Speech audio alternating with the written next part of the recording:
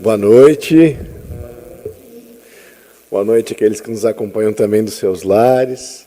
É sempre uma alegria nos reencontrarmos aqui no CELD e podermos sorver desse repositório de energias, de conhecimento, de transformações que é a doutrina dos Espíritos.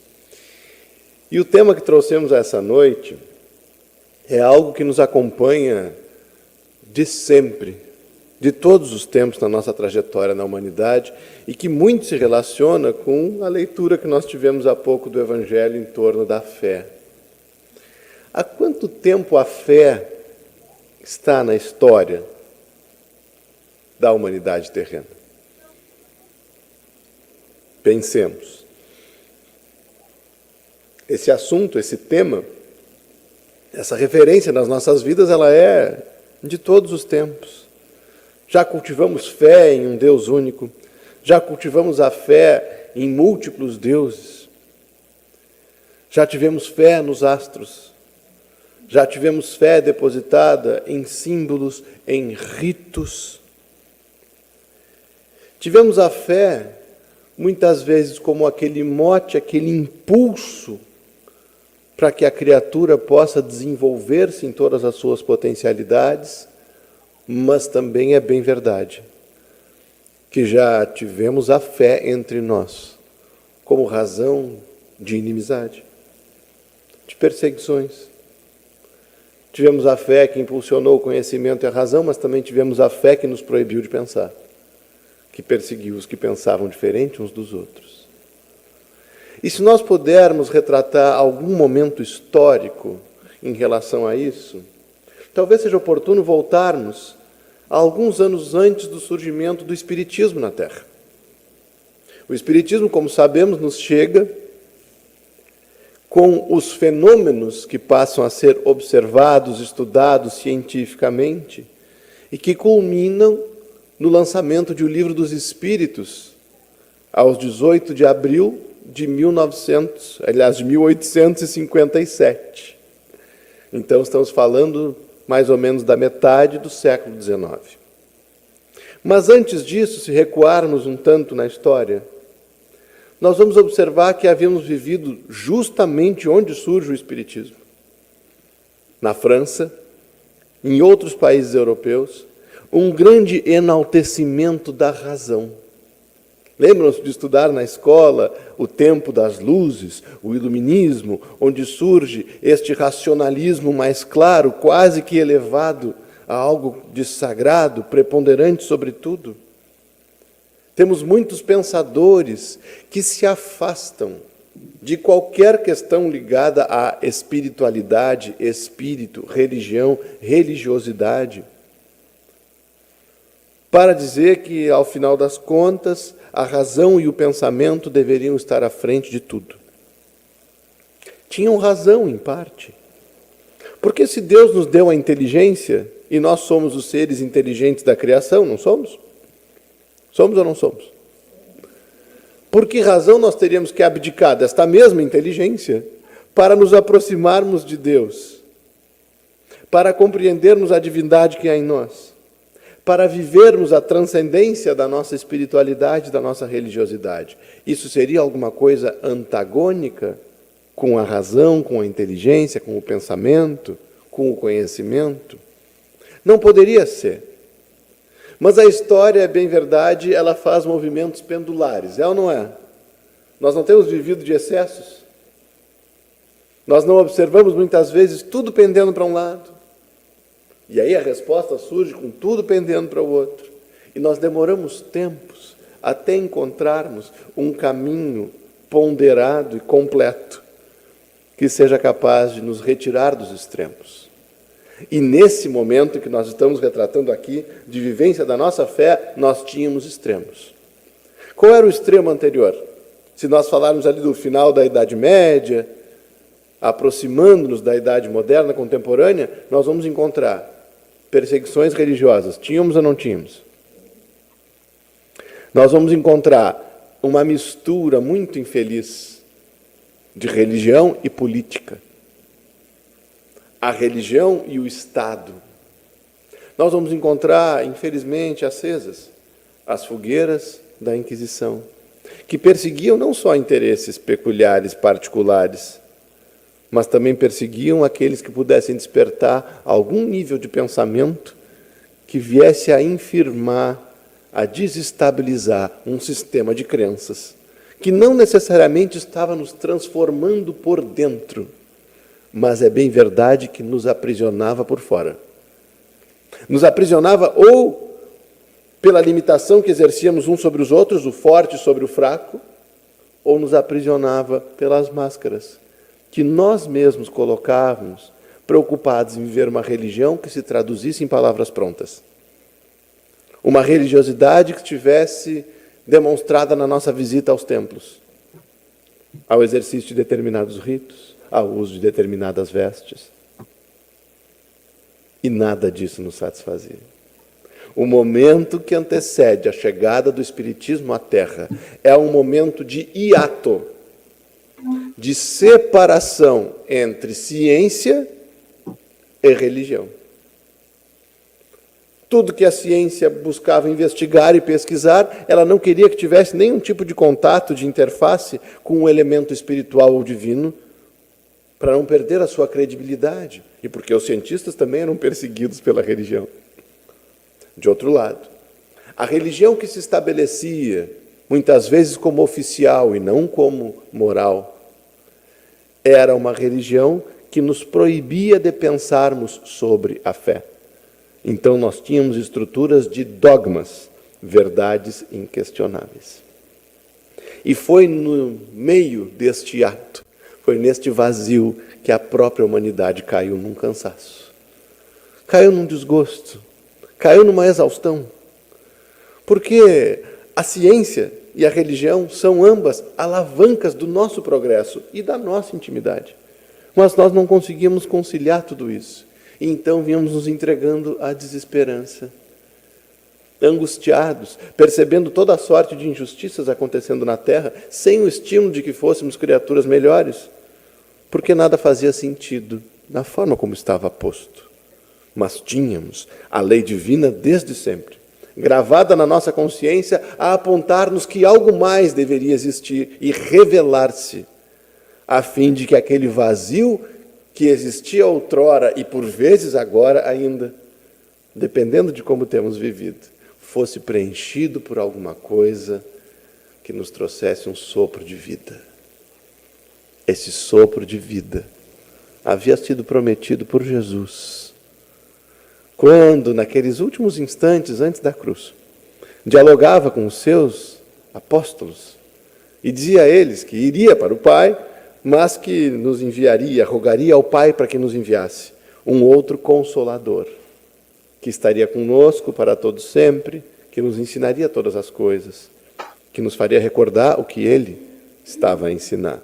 Falávamos do Espiritismo. E o Evangelho, que o nosso querido tio Antônio, assim, podem chamar ele de tio Antônio, é o jeito carinhoso que a gente chama ele aqui, né, tio Antônio? Que o tio Antônio leu para nós ao início. O Evangelho segundo o Espiritismo, ele tem já no seu início essa explicação, que ele nos fala da autoridade da doutrina espírita, nos fala de notícias históricas ligadas a isso tudo, e depois, quando ele vai começar a interpretar o Evangelho de Jesus à luz do Espiritismo, ele nos fala de uma aliança, de uma ponte entre justamente a ciência e a religião. E aqui, então, nós encontrávamos um caminho de restauração da fé sem abrirmos mão da razão. De reconexão, porque a palavra religião vem do latim religare, que significa reaproximar, conectar o homem a Deus, o Criador e a criatura. E essa religião, do ponto de vista profundo e verdadeiro, independentemente das suas manifestações exteriores, só pode restaurar-se em uma proposta que una o coração e a mente. O sentimento que se consola pela visão clara da verdade. Não há como abrirmos mão da nossa condição de seres pensantes para nos tornarmos religiosos. E não deveríamos fazer assim. Não devemos fazer hoje também. Então o Espiritismo nos surge, revelando-nos cientificamente o fato de que Deus existe. Causa primeira de todas as coisas. Inteligência suprema. E isso desmistifica Deus, mostrando-nos que Ele não é um velhinho de cabelos brancos em cima das nuvens, jogando raios em nós. Alguém que se irrita como nós nos irritamos, que tem ira contra nós, que se ataca. Não. A fé espírita apresenta-nos Deus como a infinita bondade, a infinita justiça, o infinito amor, acima de tudo como aquela causa das causas, aquilo que dá origem a tudo quanto existe, inclusive a nós próprios. E com isso constrói entre nós e Ele um estado de filiação indissolúvel, que acaba extinguindo de vez qualquer noção de orfandade que nós possamos ter ao nos sentirmos como folhas ao vento. Não o somos. Somos filhos de um Criador. E entendemos isso racionalmente, olhando para tudo aquilo que não poderia e não foi criado pelo homem, que está muito acima da nossa capacidade, da nossa inteligência. É racionalmente que percebemos a existência de Deus quando a velocidade de rotação da Terra em torno do Sol, em torno de si mesma, permite que existam dias e noites. Quando a profundidade dos mares não é maior nem menor, para que exista vida marinha e vida fora da água com oxigênio suficiente para respirarmos. Quando olhamos a máquina magnífica do nosso corpo, quando percebemos as baleias que se orientam pela escuridão dos oceanos, sem GPS, e fazem o mesmo trajeto todos os anos, buscando os locais para procriar e os locais para alimentar-se. Percebemos a inteligência em tudo. Esta fé é racional e tem consequências. A fé espírita vai tirar as nossas vendas para percebermos que nós somos espíritos imortais. E isto é uma realidade científica, uma realidade patente. E a fé estabelecida a partir disso mostra que nós não tivemos início naquele nascimento do ventre materno. E não temos fim no túmulo em que se depositam os nossos corpos quando extingue-se neles a vida. Mostrando que já existíamos antes e continuaremos a existir depois. A vida retoma o seu próprio sentido. Quando racionalmente partirmos da premissa da imortalidade e da reencarnação. E aí nós podemos compreender porque nascemos na família em que nascemos. Nós podemos compreender porque temos esse corpo, a propensão a determinadas doenças, como também as potencialidades muito especiais que cada um carrega. Nós podemos compreender porque nascemos e renascemos nesses tempos em que se nos apresentam desafios de ordem familiar, social, espiritual, íntima, financeira, política, acabando com aquele casuísmo aleatório que desconstrói a própria ideia de um Deus bom, justo e perfeito. Porque que Deus seria esse que permite que uma criança nasça pobre e a outra rica? Com que uma criança nasça saudável e a outra enferma? Que Deus seria esse quando uns nascem entre a guerra e os outros em palácios? Só esta fé racional nos permite perceber Deus com os olhos abertos, os olhos da razão e os olhos do coração. E poderíamos aqui ir explorando isso por múltiplas direções, mostrando-nos que a fé espírita, esta fé conectada à razão e que pode enfrentar, olhar para o conhecimento, como nos diz o próprio Evangelho, em qualquer tempo da humanidade, porque só assim a fé será inabalável. Quando ela não puder ser infirmada, desconstituída pelo pensamento e pela razão, mas sempre acrescentada e fortalecida por ele. Só que é preciso, quando nós falamos de uma perspectiva de fé racional, não reeditarmos os equívocos do passado naqueles pêndulos, tio Antônio, em que nos apegávamos a um aspecto da vida, da verdade, da existência, e negligenciávamos todo o outro. E a gente tem um hábito milenar Infelizmente ainda temos. Sabem qual é?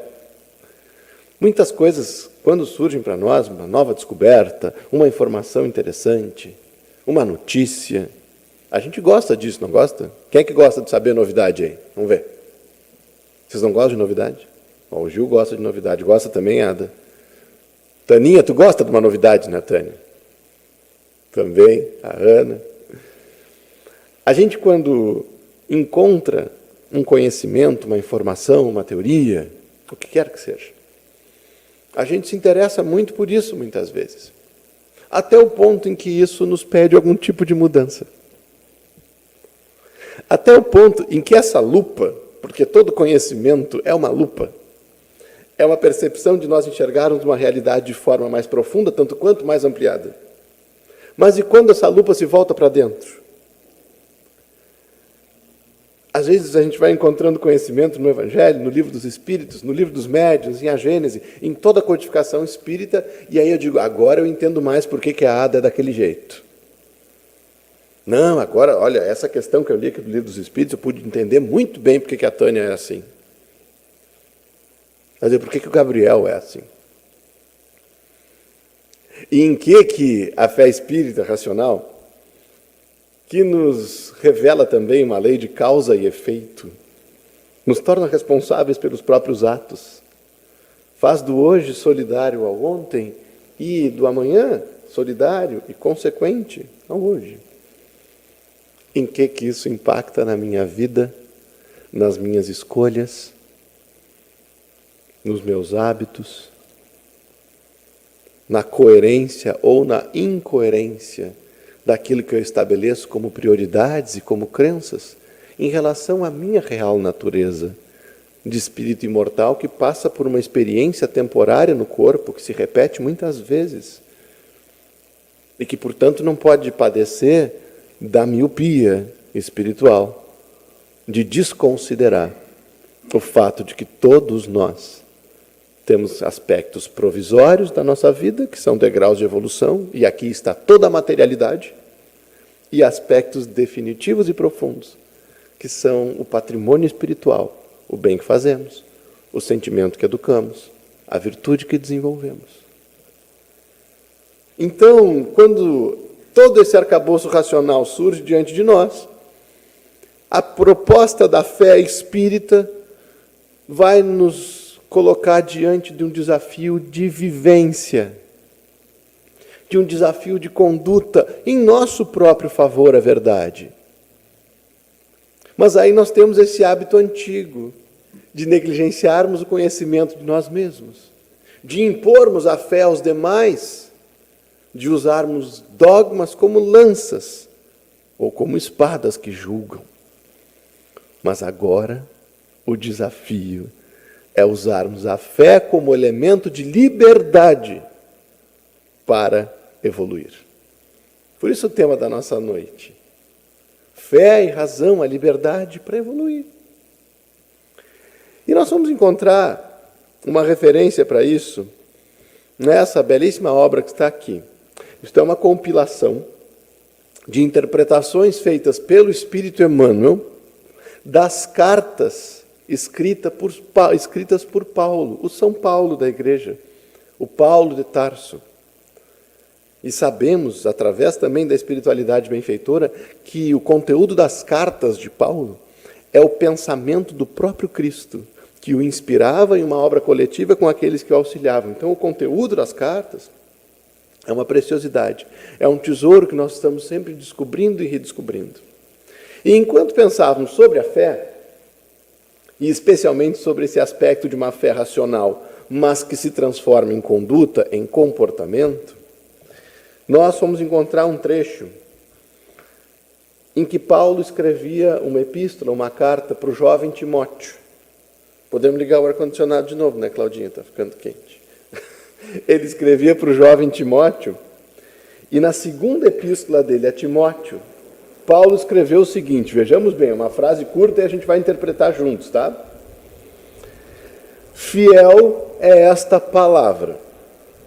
Se com ele morremos, com ele vivemos. Fiel é esta palavra. Se com ele morremos, com ele vivemos.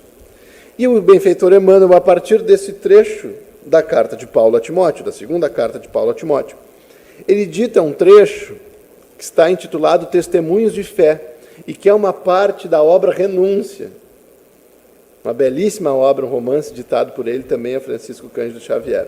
Está lá na segunda parte, no capítulo 3 de Renúncia. E aí Emmanuel, a partir dessa frase, vai nos dizer o seguinte: a primeira interpretação que a gente pode ter disto é observando o próprio fenômeno da morte natural. Se com ele morremos, com ele viveremos. Quantas vezes é diante do adoecimento do corpo físico que nós vamos nos preocupar ou nos ocupar da fé? Já viram isso? E nessa nossa habitualidade antiga, em que nós podíamos encomendar pessoas para rezarem por nós, em que nós podíamos adquirir terrenos no céu, o que sabemos que não existe efetivamente, que cada um vive constantemente no céu ou no inferno que constrói para si com as suas escolhas diárias, nós temos o desafio de não reeditar aquela circunstância, em que quando nos chegue o final da vida física, a iminência da morte, o risco, aí então nós vamos buscar o apoio divino, nós vamos fazer promessas, nós vamos fazer pedidos, nós vamos buscar transformações instantâneas. E é claro, e bem aqui nos traz o nosso querido benfeitor Emmanuel, que toda a prece tem valor. Toda a promessa, todo o contrato da criatura consigo mesmo, com Deus, com os seus irmãos em humanidade, quando feito de boa fé e de coração, é um impulso generoso e valioso. Mas nós também sabemos, se olharmos para esse fenômeno da morte física e da fé, que um mecanismo de justiça divina não pode permitir que aqueles que se ocuparam constantemente da criminalidade, da corrupção, do egoísmo, da vaidade, do narcisismo, do exercício adoecido do poder, da imprudência em torno do prazer, vá instantaneamente, por um ato exterior de fé, colher frutos muito diversos da sua própria semeadura. Então aqui reside uma lição importante para nós, mas não é a maior lição daquilo que nós estamos trazendo e não é a maior lição que está nesse trecho que nós estamos estudando. Se por um lado, a fé que nos abre os olhos, nos permite ter uma postura diferente ao final de cada capítulo das nossas vidas físicas, que duram 50, 70, 80, 90 anos, é a outra morte que o benfeitor se refere quando nos diz: se com ele morremos, com ele viveremos. Sabe que morte é essa? Às vezes, a gente precisa morrer, no sentido de despir-se dos homens e mulheres velhos que somos, de hábitos tão preconceituosos, tão infelizes, tão centrados apenas em si mesmo, no próprio interesse, de hábitos tão violentos, tão belicosos, tão distraídos para uma humanidade inteira que precisa de amor e de trabalho. Muitas vezes, nós precisamos, em vida, nos reinventarmos. Quem aqui já não renasceu umas quantas vezes só nessa encarnação, hein? É ou não é? Querem ver uma coisa? A gente está aqui hoje num centro espírita, né? Quem é que nasceu num centro espírita, assim, e desde que reencarnou não sai de um centro espírita? Tem alguém aí assim? Alguma coisa nos trouxe aqui. Algum momento na nossa vida nos pediu algum tipo de renascimento, de revisita ao sentido da própria vida, de compreensão diferente de quem somos e daquilo que estamos vivendo. E é a essa morte de hábitos infelizes de homens e mulheres velhos e a um renascimento diferente que a lição do benfeitor se dirige. E ele nos diz algumas coisas aqui que nós grifamos. Vamos pedir a licença a vocês para fazermos a leitura pela riqueza da palavra de Emmanuel. Ele nos diz o seguinte: a existência terrestre, olha que preciosidade, a existência terrestre é um aprendizado em que nos consumimos devagarinho, de modo a atingir a plenitude do Mestre, falando-nos aqui de Jesus. Então, a existência terrestre, a gente vai se consumindo. Consumindo o quê? A gente vai consumindo aquilo que não precisa mais fazer parte de nós. A gente vai consumindo aqueles equívocos que podem ficar para trás. A gente vai consumindo a nossa teimosia, o nosso orgulho e o nosso egoísmo, para que a gente possa, então, se aproximar da proposta de Jesus. E ele diz mais: a infância, a mocidade e a decrepitude ou velhice, em seu aspecto de transitoriedade, não podem representar a vida. Gente, isso aqui é profundo. A gente olha, quem aqui está com menos de 18 anos de idade nessa encarnação? Tu não, Cláudio, já fez 18. Quem está entre 18 e 50? Ó. Quem está com mais de 50? Essas fases, a infância, a mocidade, a velhice, o termo é bonito, inclusive o nosso patrono Leon Denis usa esse termo velhice na sua literatura com grande admiração e respeito. Elas não podem representar a vida, são só capítulos. Nós não somos essa fase da vida, aquela outra ou aquela outra. Elas são capítulos de uma jornada que tem que se destinar à finalidade para a qual nós estamos aqui.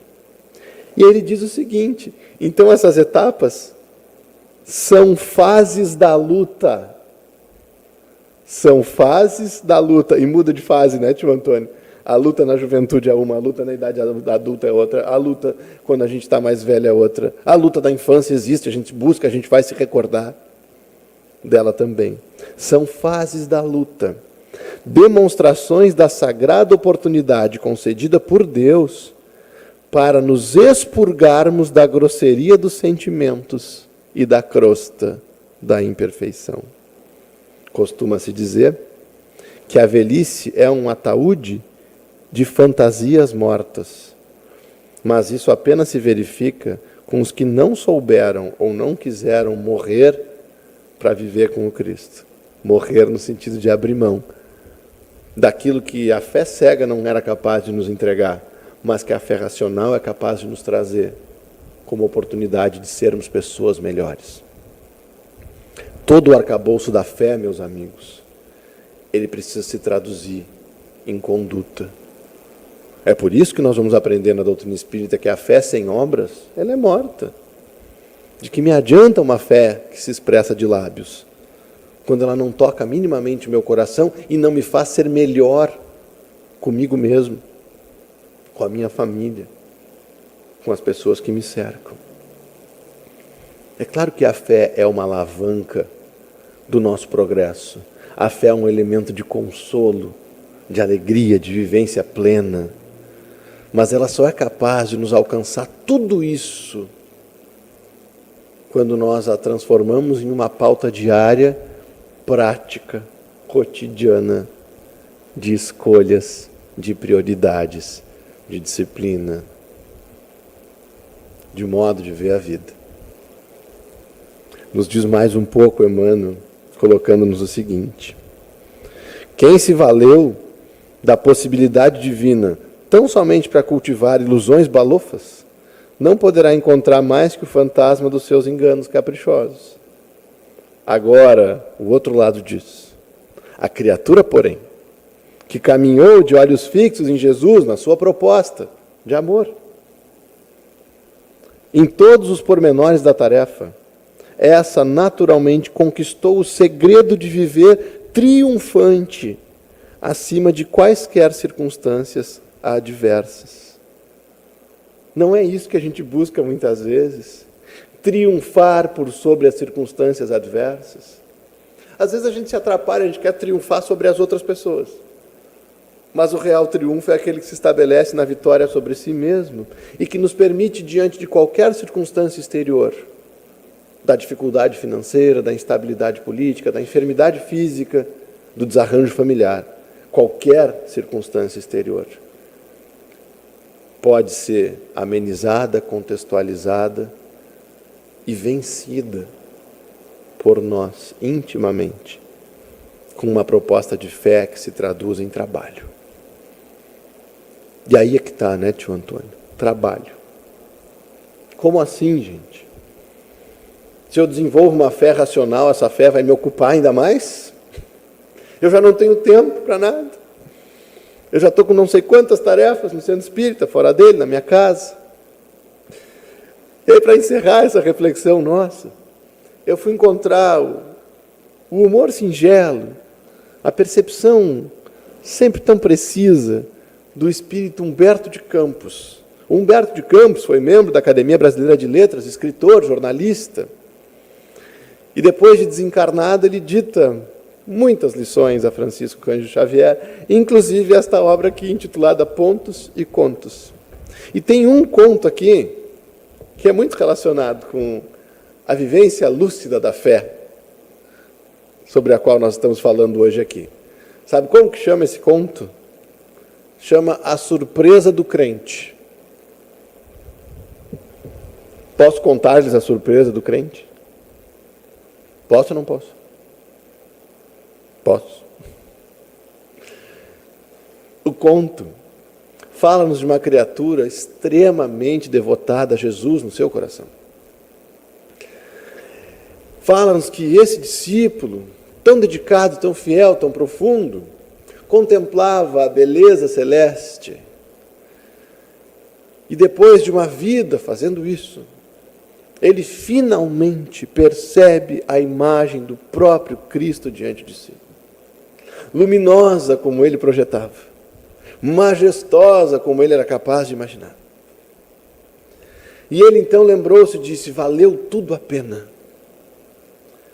Valeu a pena porque eu me apartei mesmo dos prazeres mais singelos. Eu me separei o quanto pude das criaturas, porque a humanidade, afinal das contas, ela vive imersa na ilusão, no mal. Eu afastei-me o quanto pude desses enganos e desenganos que geram as guerras, que geram as discussões, que geram os incômodos entre as criaturas. Isolei-me de tudo isso e passei a minha vida inteira orando para Jesus e guardando tudo que eu podia do melhor de mim para viver na proposta que Ele traz para a gente, tão logo eu deixasse essa morada terrena. Assim era a vida daquele crente, daquela criatura devotada. E ali estava então o resumo de todos os seus sonhos e aspirações, Jesus diante dele. E então Jesus se aproxima e pergunta a ele: meu filho, o que foi que fizeste então das lições que eu te dei? E ele respondeu: guardei-as todas no meu coração. Jesus ouviu e voltou a perguntar: e o que foi que fizeste das bênçãos de misericórdia e paz com que eu te brindei? Ele disse: estão todas aqui, Senhor, preservei-as todas, estão aqui no âmago da minha alma, estão no meu coração também. Jesus ouviu e perguntou: e a luz que eu depositei em torno dos teus passos, para que pudesses trilhar pelo mundo, o que fizeste? Guardei-a toda, mestre. Guardei-a toda para que ela pudesse me iluminar nesse momento de encontro contigo. Jesus ouviu mais um pouco e perguntou a ele: e as oportunidades, os talentos infinitos que eu depositei em ti, como foi que empregaste? Senhor, para que eles não se diluíssem, não se contaminassem no mundo, guardei-os todos, estão aqui puros, intactos. E Jesus silenciou, guardava uma expressão grave. E o discípulo então perguntou: considerando tudo isso, a fidelidade, a expressão da minha fé, é justo agora, Senhor, que eu possa viver ao teu lado e gozar da paz que me é legítima? Jesus aparentou certa melancolia no olhar e disse a ele: não, porque aqui tu serias como um poço valioso, mas inalcançável, incomunicável. É preciso, se tens tudo isso guardado em ti como expressão da tua fé, que voltes à terra e convivas entre os bons e os maus, entre os exaltados e os mais tranquilos. Convivas na simplicidade e no desafio de cada dia. É preciso que a tua fé se expresse num trabalho cotidiano em que todas as bênçãos de que tu és portador possam ser compartilhadas com aqueles que te cercam.